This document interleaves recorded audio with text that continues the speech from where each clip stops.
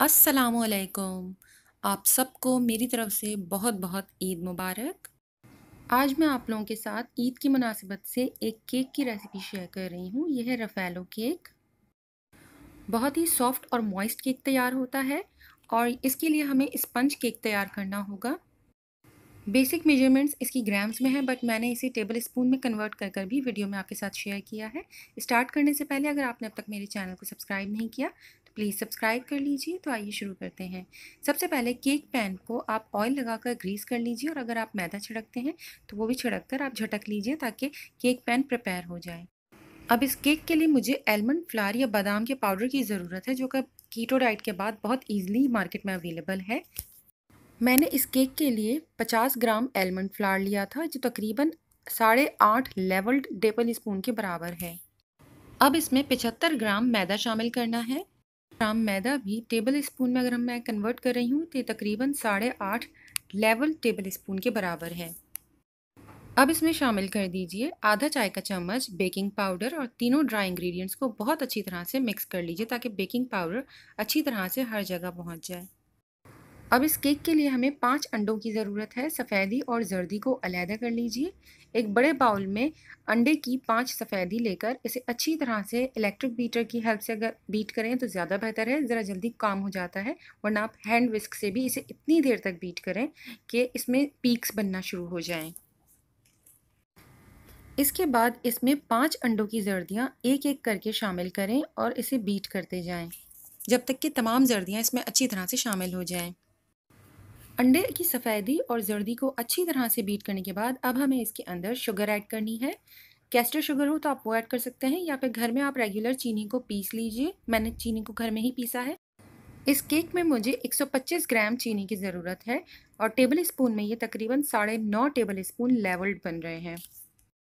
चीनी शामिल करने के बाद दोबारा से इसे बीटर की हेल्प से अच्छी तरह से बीट कर लीजिए। जर्दी और चीनी शामिल करने के बाद इसे ज़्यादा देर तक बीट मत कीजिएगा, वरना सफ़ेदी बैठने का ख़तरा होता है, और अगर सफ़ेदी बैठ जाए तो फिर केक हार्ड हो जाता है। जैसे ही चीनी मिक्स हो जाए, अब मैं इसके अंदर जो ड्राई इंग्रेडिएंट्स का हमने मिक्सचर पहले तैयार कर कर रखा था, जिसमें आलमंड फ्लावर, मैदा और बेकिंग पाउडर है, वो मैं 3 पैचेस के अंदर इसके अंदर शामिल कर रही हूँ। पहले मैंने थोड़ा सा मैदा शामिल किया है और इसे स्पैचुला की हेल्प से हल्के हाथों के साथ फोल्ड करना है। इसके बाद थोड़ा सा और शामिल करें। इस तरह 3 हिस्सों में आप मैदा शामिल कर दीजिए और स्पैचुला की हेल्प से इसे अच्छी तरह से फोल्ड कर दीजिए। कुछ लोग इसे, या फिर बड़े जो शेफ़्स होते हैं, वो इस काम के लिए डायरेक्ट हाथों का इस्तेमाल करते हैं ताकि कोई भी लंप अंदर ना रहे। ये केक आप ज़रूर ट्राई कीजिएगा। ये कराची के एक बहुत बड़ी बेकरी के पेस्ट्री शेफ़ की रेसिपी है। जब मैदा भी केक बैटर में अच्छी तरह से मिक्स हो जाए, तब इसके अंदर हमें ऑयल शामिल करना है, जो 40 ml है, और टेबल स्पून में ये तकरीबन 3 टेबल स्पून बन रहा है। इसे भी स्पैचुला की हेल्प से ही अच्छी तरह से फोल्ड कर दीजिए। इसके बाद प्रिपेयर्ड केक पैन के अंदर इस बैटर को डालना है। मैंने यहाँ पर 9 इंच का केक पैन लिया है। अगर आप चाहें तो 8 इंच के 2 केक पैन भी ले सकते हैं। इसके बाद आपको कट करने की ज़रूरत नहीं पड़ेगी। केक बैटर पैन में डालने के बाद 2 से 3 दफ़ा इसे टैप कर दीजिए ताकि एयर बबल निकल जाए।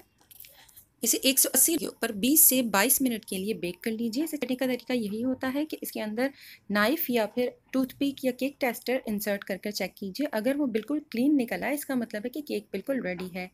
अब मैं इसे ठंडा करने के लिए वायर रैक पर रख रही हूँ। बहुत ही सॉफ्ट और स्पॉन्जी केक तैयार हुआ है। कुछ देर के लिए इसे वायर रैक पर रख दीजिए ताकि इसके अंदर सारी स्टीम निकल जाए। इसके बाद आप इसे सिरेटेड नाइफ़ या फिर केक लेवलर की हेल्प से 2 लेयर्स में कट कर लीजिए। केक को दोबारा से मैं वायर रैक पर रख रही हूँ ताकि वो कम्प्लीटली कूल हो जाए, क्योंकि क्रीम लगाने से पहले केक कम्प्लीट ठंडा होना चाहिए। जब तक केक ठंडा हो रहा है, इसकी फ्रॉस्टिंग प्रिपेयर कर लेते हैं। इसके लिए मैंने एक बड़े बाउल के अंदर 1 कप क्रीम ली है। ये नॉन डेयरी क्रीम है और इसमें ऑलरेडी चीनी मौजूद होती है। अगर आप फ्रेश क्रीम या डेयरी की क्रीम ले रहे हैं तो उसमें आप आइसिंग शुगर ऐड कर कर और इसे अच्छी तरह से बीट कर लीजिए। क्रीम को अच्छी तरह से बीट करने के बाद अब एक अलहदा बाउल में क्रीम चीज़ लेनी है। ये तकरीबन 170 ग्राम्स है और क्यूब्स में ये 11 पीसेस बन रहे हैं। इसमें मैंने 2 टेबल स्पून आइसिंग शुगर शामिल की है, और अब मैं इसे अच्छी तरह से बीट कर रही हूँ जब तक कि ये क्रीमी हो जाए।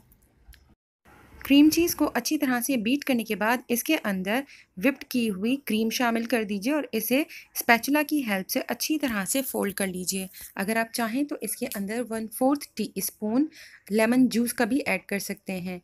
इस केक में और क्रीम में मैंने किसी भी किस्म का कोई एसेंस इस्तेमाल नहीं किया और इसमें आपको एसेंस की कमी भी महसूस नहीं होगी।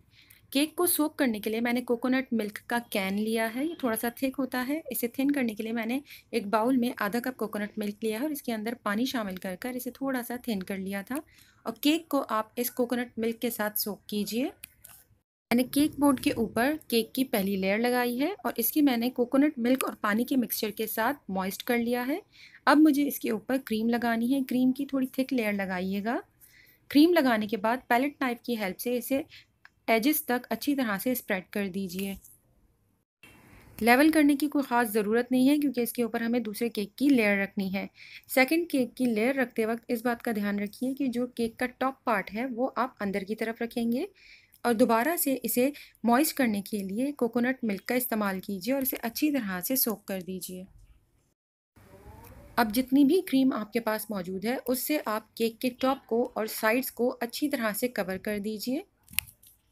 केक के ऊपर क्रीम स्प्रेड करने के लिए पैलेट नाइफ से बहुत अच्छा रिज़ल्ट आता है, लेकिन अगर आपके पास ऐसी पैलेट नाइफ नहीं है तो फिर आप एटीएम कार्ड या डेबिट कार्ड अगर आपके पास कोई पुराने मौजूद है उसे अच्छी तरह से क्लीन करने के बाद उससे भी आप केक की क्रीम्स को लेवल कर सकते हैं।